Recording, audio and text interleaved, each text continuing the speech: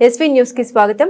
Suryapet doctor బాబు జగజీవన్ రామ్ 119వ జయంతి వేడుకల సందర్భంగా కొత్త బస్టాండ్ వద్ద వారి విగ్రహానికి చిత్రపటానికి పూలమాల వేసి ఘనంగా నివాళులర్పించిన జిల్లా అదనపు కలెక్టర్ శ్రీ కె సీతారామారావు, జిల్లా అదనపు SP, municipal chairman Shrimati Nivedita, వ్యవసాయ market committee chairman Shri K Venareddy, వివిధ సంఘాల నాయకులు, స్థానిక ప్రజా ప్రతినిధులు, జిల్లా అధికారులు తదితరులు పాల్గొన్నారు.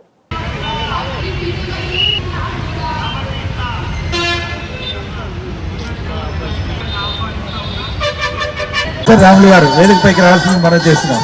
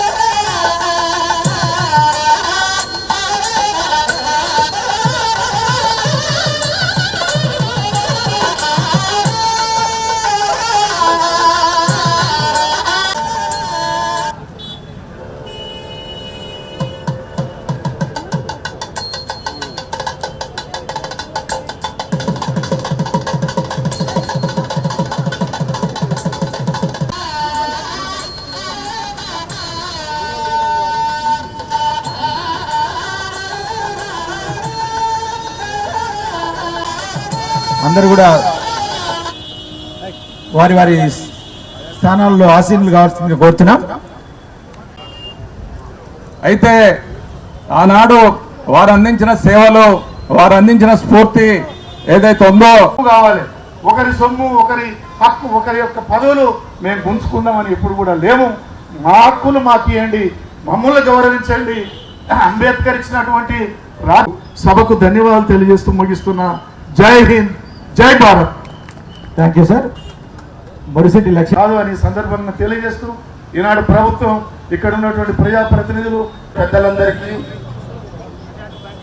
అదేవిధంగా వేదిక ముందు ఉన్నటువంటి వారి ఆశయ సాధన కోసం మనం అందరం కూడా పనిచేయాల్సినటువంటి అవసరం. జయంతి సందర్భంగా 119వ జయంతి సందర్భంగా శుభాకాంక్షలు తెలియజేస్తున్నాను.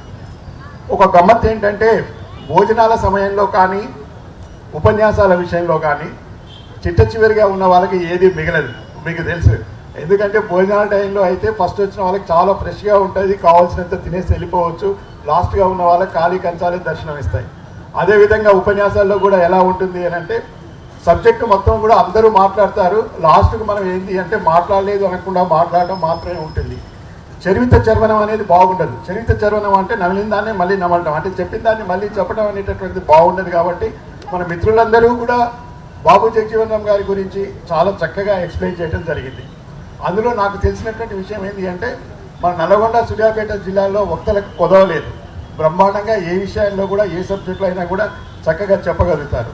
జయంతులు కానీ ఎలాంటి కార్యక్రమాలు మహానుభావులకు సంబంధించినటువంటి మనం నిర్వర్తించినప్పుడు మనం ముఖ్యంగా తీసుకోవాల్సింది ఏంటి అంటే, సరే వాళ్ళ యొక్క చరిత్ర ఏంటి, వాళ్ళు ఏ విధంగా కష్టపడి పైకొచ్చారు అనేటటువంటి విషయాలు గమనిస్తూ, ఆ విషయాల్లో మనం నేర్చుకోవాల్సినటువంటి విషయం ఏంటి అనేటటువంటి దాన్ని ఫస్ట్ ఆఫ్ ఆల్ మనం ఇక్కడ గమనించాలి అని చెప్పేసి కోరుకుంటున్నాను. బాబు జగజీవన్ రామ్ గారు మీరు అన్నట్టుగా స్టార్టింగ్ నుంచి కూడా, అంటే ఆయన ఎడ్యుకేషన్ టైంలో నుంచి కూడా వివక్ష ఎదుర్కోవడం జరిగింది. సేమ్ లైక్ అంబేద్కర్ గారు లాగానే జగజీవన్ రామ్ గారు కూడా చదువుకున్నప్పుడు, స్కూల్లో ఉన్నప్పుడు అప్పుడు కుల వివక్ష అనేది చాలా అధికంగా ఉండేటటువంటి, కాబట్టి వారి వివక్షను ఎదుర్కోవటం అనేటటువంటి జరిగింది. ఆ వివక్ష నుంచే వారికి పోరాట పటిమ అనేటటువంటి స్థితి ఇచ్చింది. ఏదైతే ఉందో, ఏదైతే వ్యతిరేకంగా చేస్తున్నారో, ఆ వ్యతిరేకంగా వాళ్ళు చేస్తున్నటువంటి తప్పు అనేటటువంటిది ఏదైతే ఉందో దాన్ని ఎదుర్కోవాలనేటువంటి భావంతో ఆ రోజు నుంచే ఆయనలో ఒక ఉద్యమ నాయకుడు అనేటటువంటిది బయలుదేరడం జరిగింది. ఆ తర్వాత వారు ఇంటర్మీడియట్ చదివినప్పుడు మనందరికీ తెలిసి, ఇప్పుడు మిత్రులు చెప్పారు, మదన్ మోహన్ మాలవ్య గారి బెనారస్ యూనివర్సిటీకి వెళ్ళి అక్కడ ఇంటర్మీడియట్ కంప్లీట్ చేయడం జరిగింది. అక్కడి నుంచి ఆ తర్వాత వారు బెంగాల్కి వెళ్ళి ఆ బెంగాల్లో వాళ్ళ యొక్క సైన్స్ డిగ్రీ అనేటటువంటిది వారు కంప్లీట్ చేసుకోవడం జరిగింది. బాబు జగజీవన్ రామ్ గారు బెంగాల్ వెళ్ళటం అనేది నిజంగా వారి యొక్క జీవిత చరిత్రలో కొంత మలుపు జరిగినట్టుగా మనం భావించవచ్చు. ఎందుకు అంటే అప్పుడు స్వాతంత్ర ఉద్యమ సమయం. జగజీవన్ రామ్ గారు బెంగాల్లో ఉన్నప్పుడు మీకు అందరికీ తెలుసు, బెంగాల్లో విపరీతమైనటువంటి ఉద్యమాలు ఉండేటటువంటివి. ఉద్యమాలకు పురిటిగడ్డ బెంగాల్. మనకు తెలుసు నక్సల్స్ ఉద్యమం కూడా బెంగాల్లోనే పుట్టింది మొట్టమొదటగా, ఆ తర్వాత మన దగ్గర వ్యాపించింది.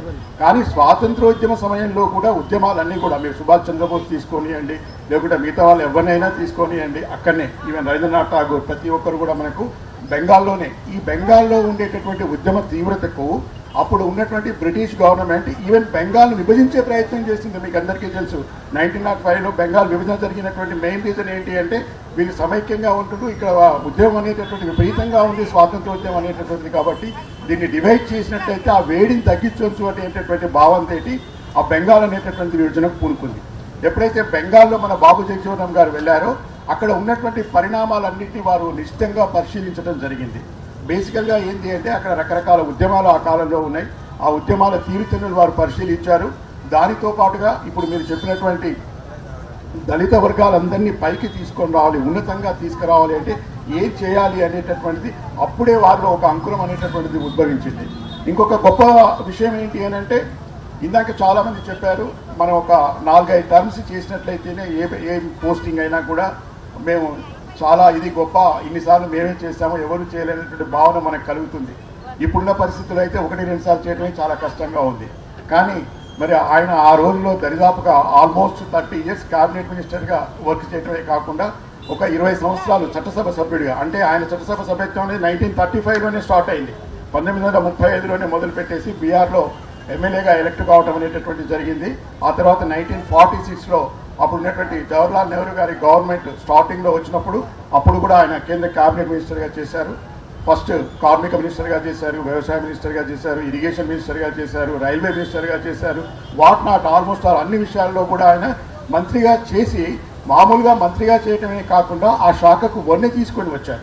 అంటే అతను కార్మిక మంత్రిగా పనిచేసినప్పుడు ఇందాక మన వక్త ఒకరు చెప్పారు, రకరకాల కార్మిక చట్టాలు, ఎందుకంటే కింది స్థాయి నుంచి వచ్చారు, కార్మికులు పడేటటువంటి కష్టాలు తనకు బాగా తెలుసు కాబట్టి ఎంపథెటికల్గా ఆలోచించి కావాల్సినటువంటి చట్టాలు ఏంటి అనేటటువంటివి ఆలోచించి మరి ఆ చట్టాలను తీసుకొని ప్రజలకు వారు సేవ చేయటం అనేటటువంటిది జరిగింది.